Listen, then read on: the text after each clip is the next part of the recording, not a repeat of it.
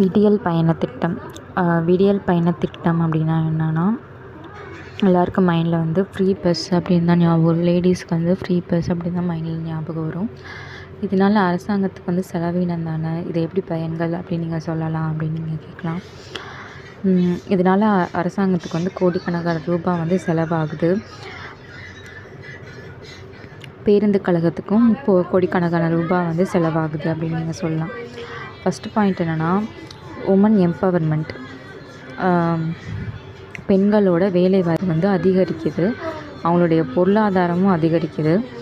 அவங்களோட வேலைவாய்ப்பு எப்படி அதிகரிக்குது அப்படின்னு சொன்னாங்கன்னா, ஃபஸ்ட்டு வேலைவாய்ப்புக்கு வந்து செக்யூரிட்டி இருக்கான்னு பார்ப்பாங்க, ஃபஸ்ட்டு ஸ்டெப்பு. அதே மாதிரி கவர்மெண்ட் பஸ்ஸில் தான் போகிறோம், கவர்மெண்ட் பஸ்ஸில் தான் வரோம், அதுக்கு ஒரு செக்யூரிட்டி இருக்கும் அப்படின்னு. இப்போ சென்னையில் பார்த்தோன்னா ஏகப்பட்ட ஃப்ரீ பஸ் இருக்குது. ஒரு இடத்துலேருந்து இன்னொரு இடத்துக்கு போகிறதுக்கு இந்த மாதிரி ஃப்ரீ பஸ் இருக்குது. இப்போ கிராமப்புறங்களில் பார்த்திங்கன்னா அங்கேயும் ஃப்ரீ பஸ் இருக்குது. ஒரு களை வெட்ட போகிறாங்க, ஒரு விவசாய இடத்துல வந்து ஒரு களை வெட்ட போகிறாங்கன்னா வந்து ஃப்ரீ பஸ்ஸில் போயிட்டு ஃப்ரீ பஸ்ஸில் வராங்க.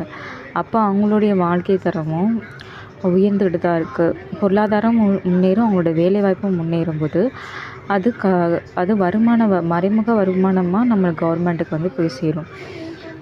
அவங்களுடைய வேலைவாய்ப்பு இருக்கும், அவங்களுடைய பொருளாதாரம் முன்னேறும். அவங்களோட பொருளாதாரம் முன்னேறுச்சுன்னா அவங்களுக்கு ₹2 கிடைக்கிறது, அவங்களுக்கு ஒரு ₹10 கிடைக்குதுன்னா அதில் ₹1 வரியாக வச்சுப்பாங்க. அந்த ₹1 வரியில் தான் ஃப்ரீ பஸ் போகுது. இப்படி ஒரு ரொட்டேஷனால் தான் ஃப்ரீ பஸ் ஸ்கீம் வந்து போயிட்டுருக்கு.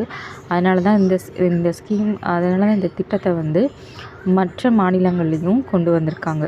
கர்நாடகாவாக இருக்கட்டும், டெல்லியில் தான் ஃபஸ்ட்டு கொண்டு வந்தாங்க. அங்கே இருக்கிற சக்ஸஸை பார்த்து தான் அதுக்கடுத்து தமிழ்நாட்டில் கொண்டு வந்திருக்காங்க.